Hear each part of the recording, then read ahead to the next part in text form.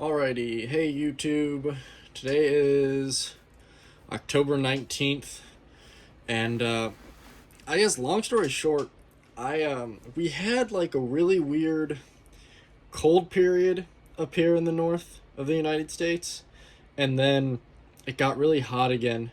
And so for whatever reason, I saw a couple female water dragons start to cycle, and I was kind of hoping that they were going to reabsorb because I normally never ever have eggs laid in October. This is just very weird. But it happened in a lot of different places in the U.S. I've got a breeder I know in Michigan who said that they suspect some of their females will be laying soon, and so I was literally going through lizard chores this morning in the lizard room, and I had to skip water dragon group B because there was a female laying in the nest pot here. So I took the pot out once I saw she was done. I say like right now it's almost 1 in the afternoon, but yeah, we'll get the collection tray set up. So yeah, it looks like I might have some water dragons hatching by the end of the year, possibly Christmas. So yeah, this is in group B. This is I've been trying to edit my videos more, but I won't lie y'all with the whole, so she nested right here, by the way. I don't know if y'all can see, this is really loose. See how easily I can just stick right in here? But this is really compacted. This is where she pushes the substrate down with her nose to hide the nest. So this is all pretty well hidden. What we'll do is we'll just take some of this substrate out. For those curious too, I don't know if I've said it in the video, so you can see my nesting medium. I use like a solid 50-50, maybe in this case, because there's a little bit more soil, but it's just standard, clean play sand and just organic topsoil. Sometimes too, you can see like they kick mulch in here. I don't mind, whatever gives it a good structure. You see it's nice because if I squeeze it lightly, it kind of compacts, but it's also kind of fluffy. And so the lizards really like nesting in it. And I've been a big fan of these planter pots because it's just completely black. And so the females, what I kind of like is, since it's a smaller nest box, I mean, this is about a 9-inch diameter pot, but if I have like 5 or 6 of these in my setups, I find the girls aren't fighting over nesting areas as much. As you can tell from one of my previous videos where I had 2 females lay in a planter pot. So that was kind of a cool observation. And, even though I've been breeding these water dragons since 2018, this is my first real attempt at trying some bigger groups and trying to learn some new behaviors and just really observing and appreciating what these lizards do in captivity. So, like I said, unfortunately, this won't be a surprise video like the last one where we're trying to see if there were multiple clutches of eggs.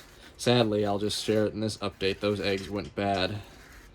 But these eggs, I saw one, and it looked good. So hopefully it's a sign that the male was breeding with her. Or, again, that was just me peeking through the little enclosure window.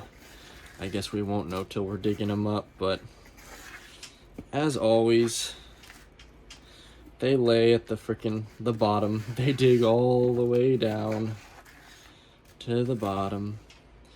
Oh wow, that is a nice, really big, healthy looking egg, actually. That is really good looking. This is the girl who, I believe this is a female that I call Madison. So I want to be really careful here. So there's one. And she ended up, what's it called? She laid like 15 eggs earlier this year, and like those were all bad. So I think it was just because it was the male that's in with, this is group B. He's a newer male. And I got him, oh my gosh, these eggs look really good, y'all. These are like, see how big and full they look overall?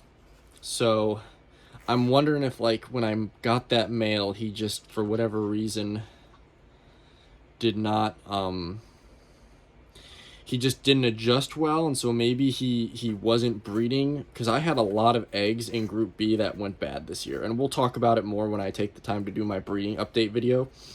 But I'm wondering if maybe when the cold front came through and him, you know, I don't really handle my dragons, they don't seem to like it.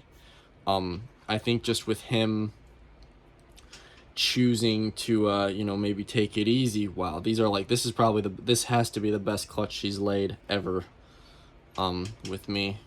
So that's 7.